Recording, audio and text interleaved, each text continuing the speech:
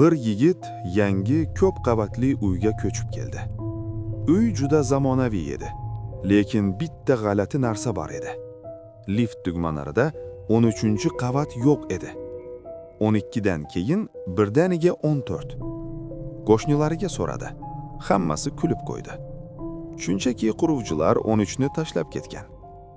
Lekin bir kuni kechasi soat 02 da u liftga tushdi.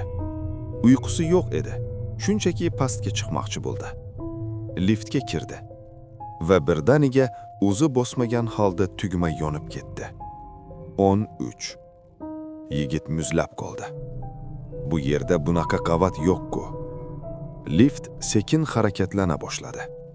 Ekranda 10, 11, 12. Keyin to'xtadi. Eshik ochildi.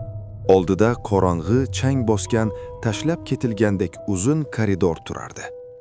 Devorda eski yozuv: "Bu qavatni tark etma." Yigit qo'rqib tezda eshikni yopmoqchi bo'ldi. Lekin lift eshigi yopilmadi. Orqasidan asta ovoz keldi. "Sen nihoyat kelding." U sekin ortiga qaradi. Lift ichida endi u yolg'iz emas edi. Orqasida turgan narsa odamga o'xshardi. Lekin yuzi yo'q edi. Faqat qora bo'shliq. Lift eshigi birdan yopildi. Ekranda esa yozuv chiqdi. Endi 13-qavat mavjud. Ertasi kuni qo'shnilar lift yonida yangi tugmani ko'rishdi. 13.